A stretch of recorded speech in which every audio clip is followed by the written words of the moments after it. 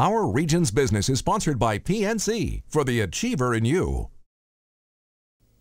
Welcome to Our Region's Business with your host, Bill Flanagan. Today on Our Region's Business, 4 challenges facing China and a 5th that may actually represent opportunity for our region.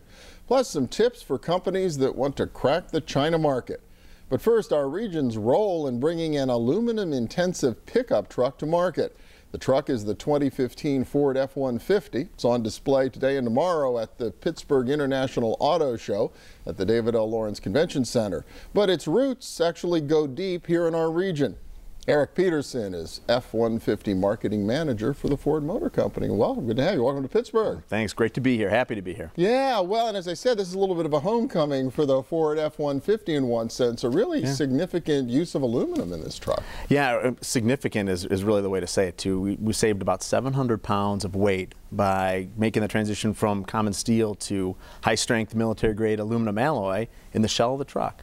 So it's a really good investment for our customers. So that 700-pound weight savings for a truck translates into better towing, or more towing, more hauling, and better fuel economy. So it's a great solution that really aluminum enables on the exterior of the vehicle. Yeah, and Ford worked closely with Alcoa to develop this technology and be able to implement this? Yeah, absolutely. A great partner all along the way was Alcoa was. It was really a partnership too. We did a lot of work with our advanced engineering, and so they provided their analytics and their support to a lot of the work that was done in some of that early engineering. We've been working on aluminum vehicles for 20 years or in some way, shape, or form.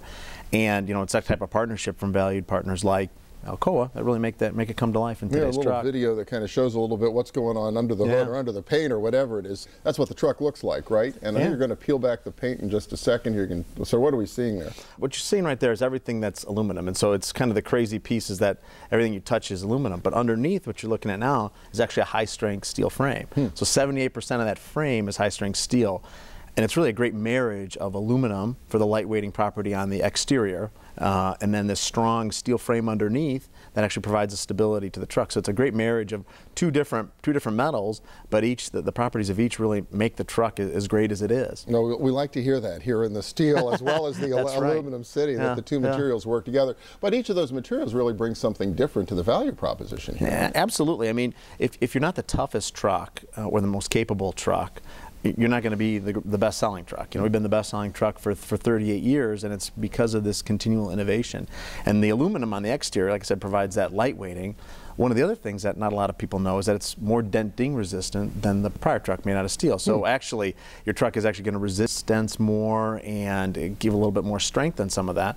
But the steel frame underneath provides that foundation that's really is the basis for towing and for some of the things that truckers do all the time. So it's that great combination that really makes the truck make a ton of sense. You mentioned dents and dinks. I mean, is it as easy to repair? Can your local Ford dealer maintain this vehicle for you? What we did is, and it's a great question, what we did is we went out and trained a lot of our dealers ahead of time. It's different, but it's not fundamentally different. A lot of it has to do with the types of tools that you use. You don't want to, you can't use the same tool that you use to repair steel that you use to repair aluminum because of the contamination of the metal. So you don't want to keep those separate and keep your room separate and things like that. So it's really, that's probably the #1 thing that you need to do when repairing it. But other than that, a lot of the repairs are very similar. And so the other thing when we did this training is, even before the training I should say, we actually built modularity into the repair. So if there's a collision, we actually took labor time out by making repairs easier to do. A repair that used to take maybe 4 hours, 5 hours to do, we cut that in half by making the repair modular. So it's a net cost savings on the repair parts of it. So it's that type of forward thinking that really helped down the repair side of the business. So you really have to think about the whole life cycle of this vehicle when you're designing it to begin with. Absolutely, and that was one of the things that we did. We had to think about insurance costs, repairability, making sure that there was a network in place. And we think that between both our dealers and the independents, we've already talked to them about what they need to do to repair aluminum vehicles. So they're ready to go when these trucks come out. And, something that will build the aluminum units in operation over time. It doesn't start out with a ton. So they're already ready to go, but that network will get even stronger as time goes on. Hey, you mentioned the toughness of the truck. I would think truck buyers, toughness is a really important criteria.